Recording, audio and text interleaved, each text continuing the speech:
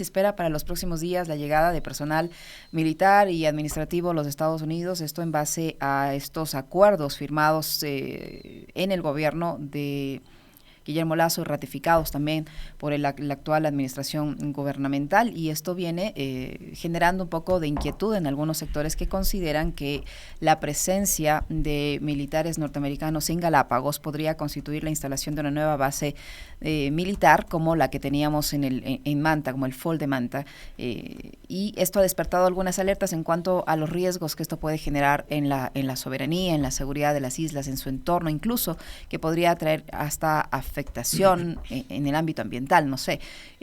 ¿Cómo debemos interpretar, pues, si obedece ya a un acuerdo que fue firmado, ratificado? Era evidente que esto iba a ocurrir tarde o temprano, pero ¿qué implicaciones va a tener? Buenos días, bienvenida. Hola, perdón, hola Alexis y hola Licenia. Bueno, em, es, eh, creo que las implicaciones son claras. El Ecuador ya tiene una historia donde ya ha tenido bases militares, no solo la base de Manta, ya tuvimos una base en Galápagos durante la Segunda Guerra Mundial y también tuvimos una base en Salinas, en el sector de la chocolatera.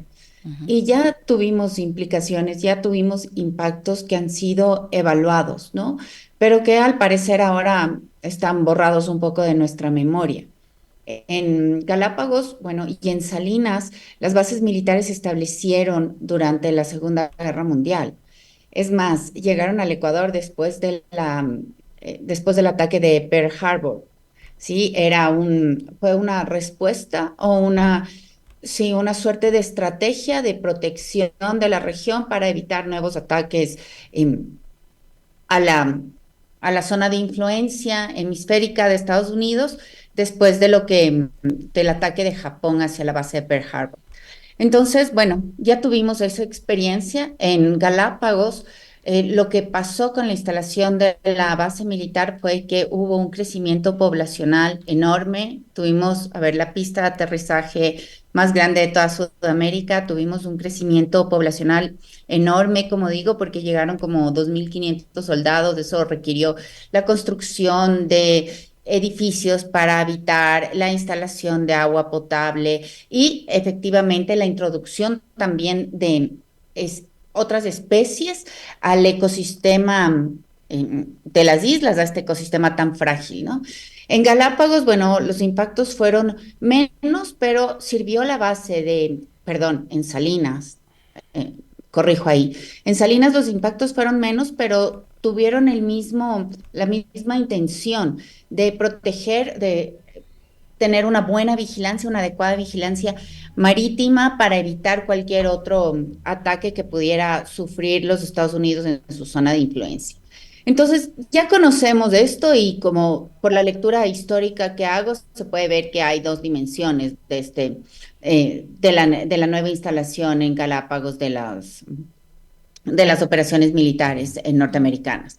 Por una parte está la lectura geopolítica que tenemos Uh-huh. que hacer. Estamos en un contexto geopolítico muy complicado, muy candente, digamos.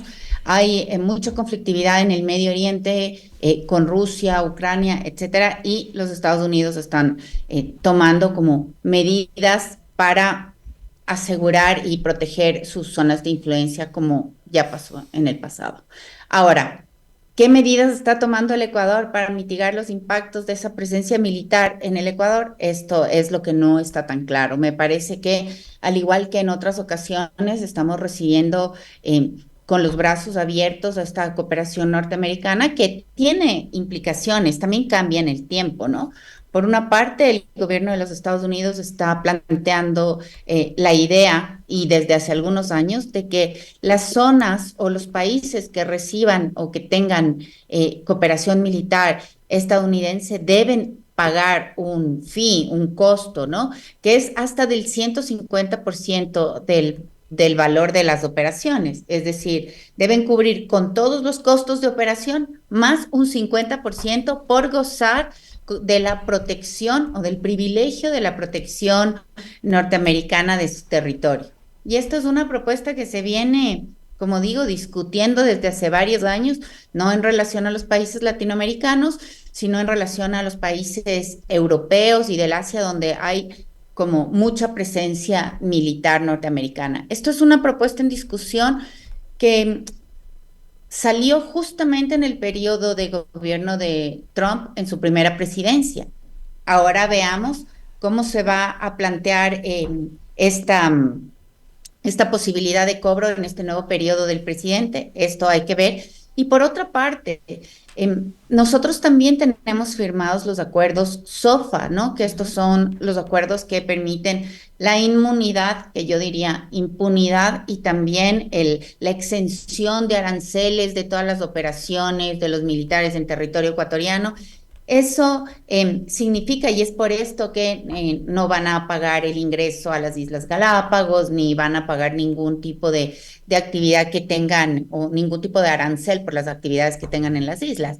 Entonces, bueno, ¿qué está cambiando? O sea, el mundo nos plantea como unos contextos similares a lo que ya ha pasado, pero ¿cuál es el cambio en la actitud del gobierno ecuatoriano? Esta es una pregunta que debemos hacernos. Me parece que no hay previsiones y tampoco hay ninguna actitud preventiva para evitar lo que ha pasado en las experiencias anteriores que han sido, que han estado marcadas también por los abusos, ¿no? Por los abusos, por detenciones irregulares, también por la impunidad, y esto es lo que no nos deja claro el gobierno hoy por hoy. ¿Cómo está, doctora? Buenos días, bienvenido. Más allá del discurso que tiene que ver con la soberanía y demás, la pregunta es, en mi caso, ¿qué gana el país? ¿El Ecuador qué gana? Digamos, más allá de, usted ya nos ha hecho un recuento de la época posterior a la Segunda Guerra, lo que fue el Fall en Manta, pero ¿qué gana el país? Y más todavía en ese contexto geopolítico tan complicado. Yo le incluiría no solo al conflicto Ucrania-Rusia, lo que pasa en Israel con el resto de países islámicos, sino también lo que podría suceder en un futuro con China. Uh-huh. ¿Qué gana Ecuador? Eso no está tan claro. Digamos que los objetivos de seguridad que se consiguen con una medida de este tipo no son tan claros. Lo que sí está claro es que puede haber un rédito electoral de esta decisión del gobierno.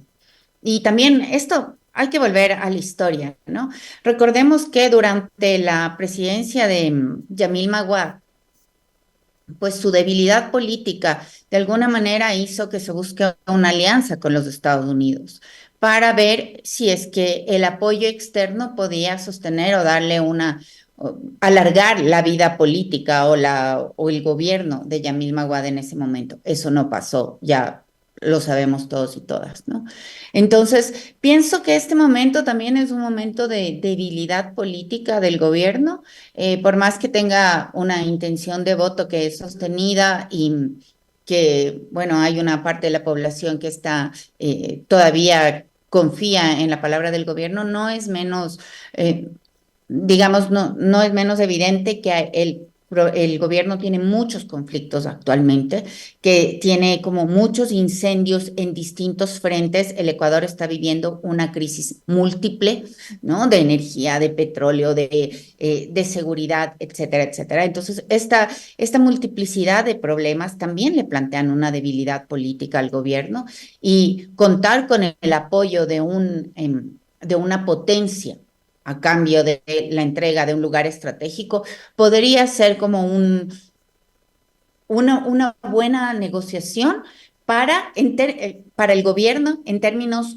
político-electorales. Recordemos que tenemos un presidente candidato en este mismo momento. Entonces puede tener estos réditos para el candidato presidente, que además tiene una población que está absolutamente aterrorizada por el incremento de la violencia y de la inseguridad, y que, bueno, a veces como dentro de un tipo de pensamiento muy lineal, poco complejo, se puede asumir que contar con el apoyo de una potencia grande en nuestro territorio podría ayudarnos a resolver los problemas de inseguridad.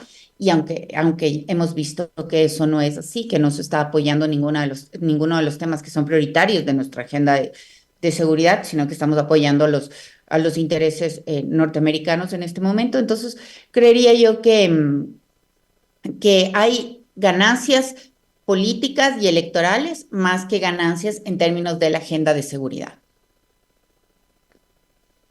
Porque mientras venía y le escuchaba al profe leer las noticias y daba a conocer esto, se me venían algunas ideas de la cabeza que más adelante le quiero plantear, pero ahora cuando usted dice la ayuda de superpotencias para luchar contra el narcotráfico, digo, la mayor ayuda que podría hacer Estados Unidos, no solamente a Ecuador, sino a Colombia, a Perú, a Bolivia, que son los principales productores de cocaína, ¿no debería ser puertas adentro empezar a controlar los altísimos niveles de consumo que tienen? O sea, las imágenes de zombies caminando por las calles de sus ciudades, consumiendo fentanilo, cocaína y otro tipo de sustancias, son de Estados Unidos, también de países europeos, por supuesto, pero más de los Estados Unidos. Entonces, si no hubiese la demanda que hay de países como Estados Unidos, el negocio de la droga no debería ser tan lucrativo. Pues entonces, si quieren ayudarnos a controlar el tráfico de drogas, los gringos deberían empezar a cuidar sus problemas de adicción. Sí, eso por una parte, ¿no? Porque lo que pasa es que nosotros estamos poniendo toda nuestra infraestructura, nuestro capital humano, incluso recursos, para luchar con un problema que está dentro de las fronteras norteamericanas y de las fronteras del primer mundo, de los países consumidores, ¿no? Entonces, nosotros estamos asumiendo casi, casi como propio un problema que es ajeno. Pero por otra parte, también es importante decir que los niveles de violencia que tiene el Ecuador y que tiene América Latina reflejan que nosotros deberíamos tener otra prioridad en la agenda de seguridad, y esa otra prioridad es el control del tráfico de armas, ¿no? En América Latina, por lo menos el 80% de las armas incautadas en los distintos países. En algunos países esta cifra es mayor, en otros un poco menor, pero más o menos en promedio el 80% de las armas incautadas tiene origen norteamericano. Y la mayoría de las armas incautadas están relacionadas con delitos y con el cometimiento de homicidios y asesinatos. ¿Esto qué quiere decir? Que nosotros deberíamos poner en la agenda como tema principal, como el top de la agenda, una negociación, una política, una decisión, digamos, de que una exigencia hacia el gobierno de los Estados Unidos para que controle dentro de sus fronteras el tráfico de armas, así como nosotros controlamos el tráfico de drogas. Ahí podría haber una ganancia mutua de ambos lados, porque nuestra prioridad en este momento es el control de la violencia, también de los grupos criminales, que además se hacen mucho más potentes, son mucho más difíciles de combatir cuando están adecuadamente armados, cuando tienen un arsenal muy potente. Entonces, esto no está dentro de las negociaciones, y esto es parte de una agenda de política exterior. En México lo ha comprendido con mucha claridad, de hecho está planteando una demanda contra los Estados Unidos o contra algunos fabricantes de armas que han permitido el tráfico o la venta irresponsable de armas hacia México, y algunos países del Caribe se han sumado a esta demanda mexicana.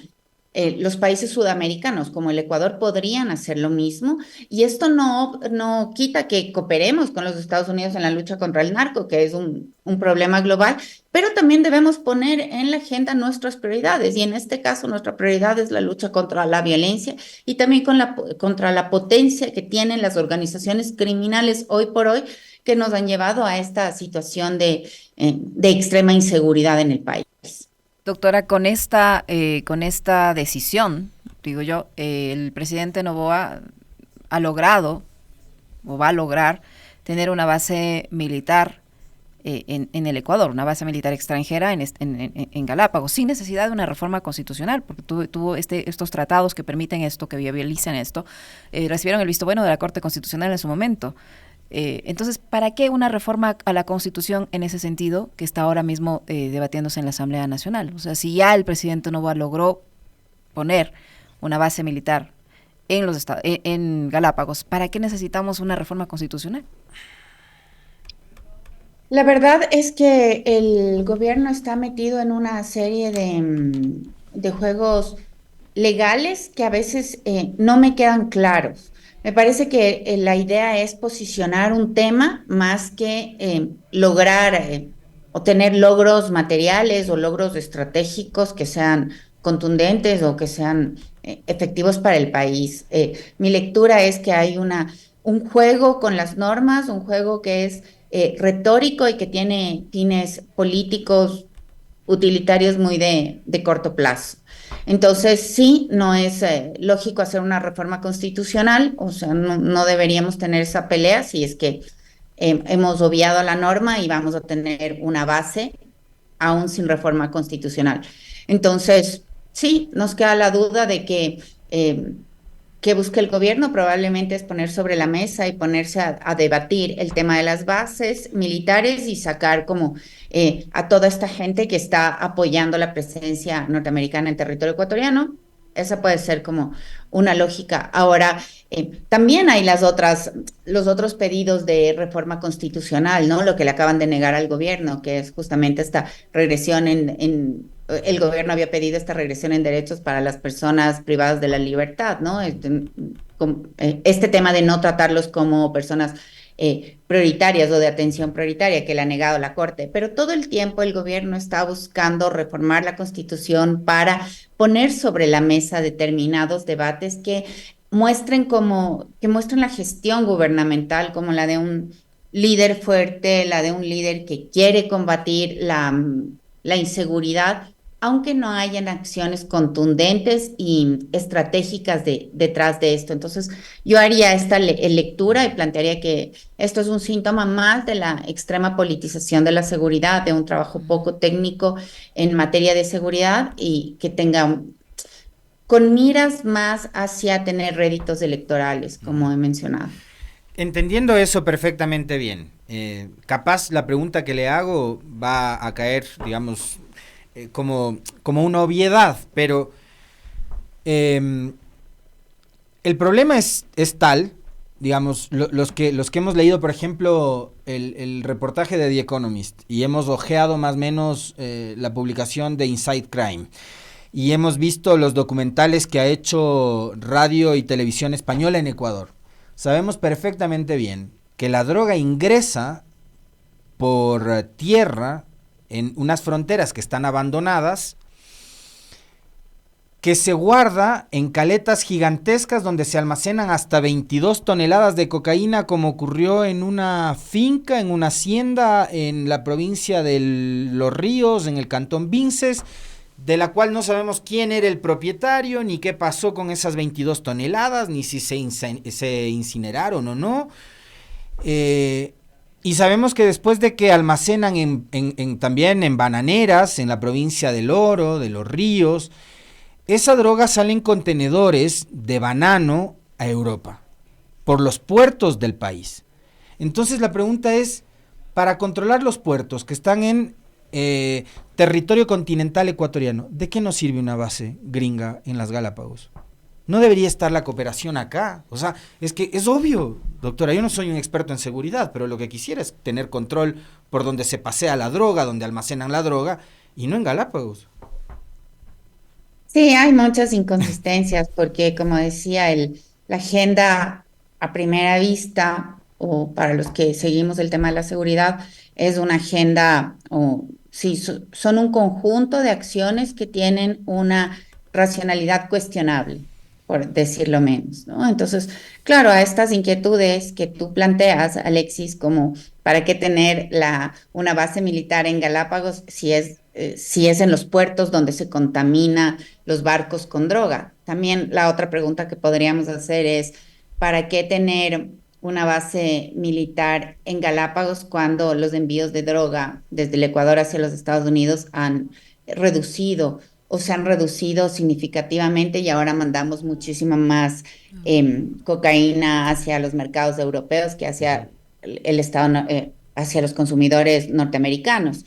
Entonces, sí nos quedan las dudas, ¿cuál es la prioridad? ¿Por qué se establece la prioridad en este momento? ¿Por qué tampoco tenemos ayuda para combatir otros delitos en Ecuador? Delitos, por ejemplo, como el lavado de activos, que es un delito que a la final constituye el motor, leitmotiv, digamos, la razón fundamental del crimen organizado, que es tener dinero que se pueda gastar y que pueda permitir a los grupos como un cierto poder y una comodidad, un lujo, sí, un poderío dentro de una sociedad. Eso tampoco se combate cuando todos sabemos que la lucha contra el lavado de dinero, contra estas ganancias ilícitas, es una lucha que debe ser prioritaria, pero sobre eso se antepone la intención o se antepone la necesidad de tener una base militar en Galápagos.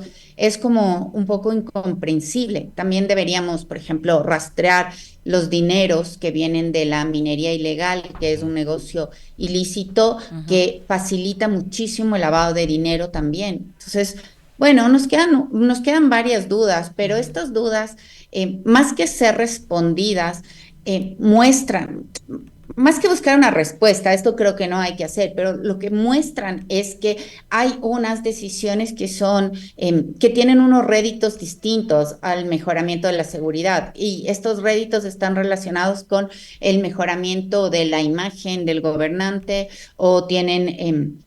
Sí, buscan dar la idea de que hay una decisión fuerte, una fortaleza en la toma de decisiones, que estamos contando con el país militarmente más potente a nivel global y que esto nos podría salvar, que esto nos podría ayudar a mejorar los indicadores de inseguridad, y creo que esa es la idea que se piensa vender detrás de todo esto. Y a la final, bueno, esto fortalece al gobierno, le da a Estados Unidos un punto estratégico para la observancia del continente, de las costas continentales, al menos de las costas pacíficas, y con esto gana Estados Unidos, gana el Ecuador, gana el gobierno de turno en este momento, que ha cedido a este pedido norteamericano, y lo que vemos es una vuelta a un status quo que ya ha sido muy cuestionado, ¿no? Como de una cesión, de una pérdida de soberanía, porque no vemos una negociación en términos de igualdad, equitativos o de igualdad, exactamente. No vemos que nuestras prioridades estén en esa agenda de cesión de soberanía, no Doctora, están claramente ¿cuáles van a puestas. ser los alcances ya una vez que estén acá el personal tanto militar como administrativo de los Estados Unidos? ¿Cuáles van a ser sus alcances?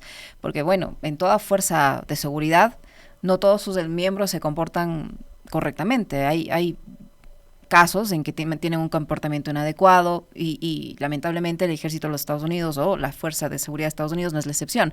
Y ha pasado aquí ya, hemos tenido experiencias de ese tipo con lo que ocurrió en Manta, y han tenido experiencias de ese tipo en otros países, no solo las fuerzas de seguridad estadounidenses, sino los ejércitos o las fuerzas de seguridad de cualquier otro país. No todos se comportan adecuadamente, pero en el caso del Ecuador y en el caso de Galápagos, con estos acuerdos, ¿qué pasa si alguno de esos funcionarios extranjeros comete alguna irregularidad, algún delito, provoca algún percance? ¿Qué pasa?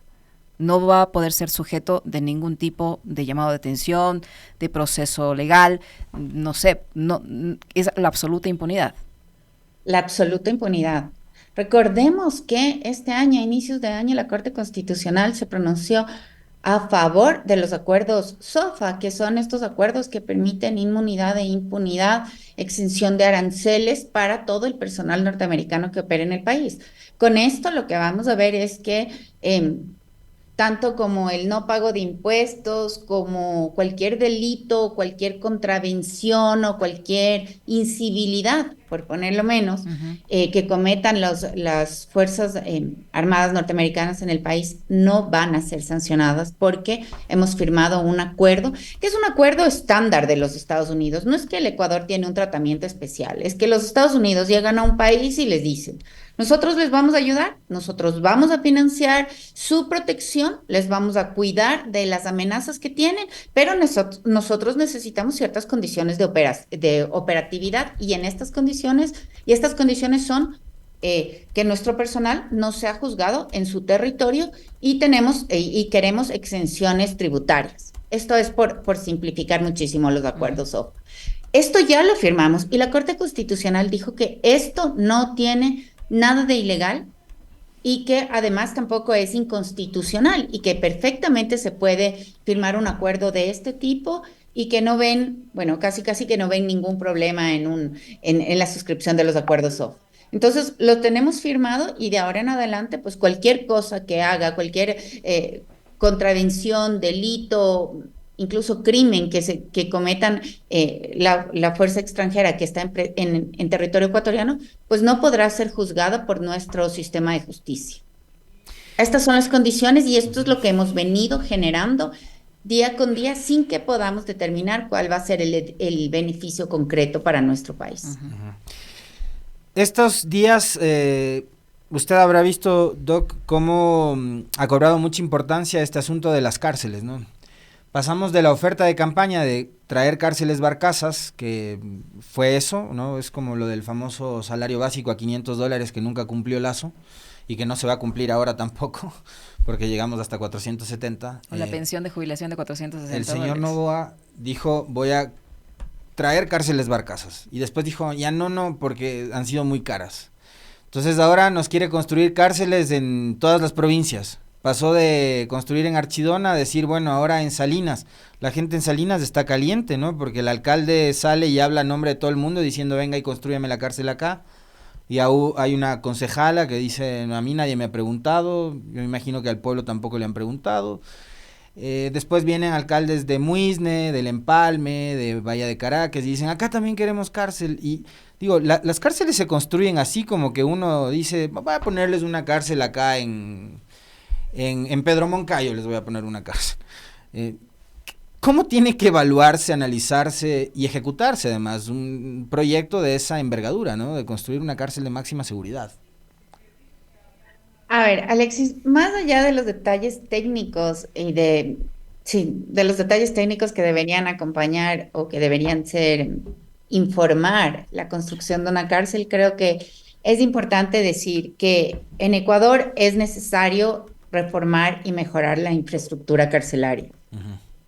Por, por una razón bastante significativa y es que nosotros tenemos un código orgánico integral penal que es absolutamente punitivo, ¿no? Que sanciona la mayoría, con privación de libertad la mayoría de delitos, incluso algunas contravenciones. Esto significa que nuestro código, nuestro COIP y el sistema de justicia son una maquinaria de meter presa a la gente.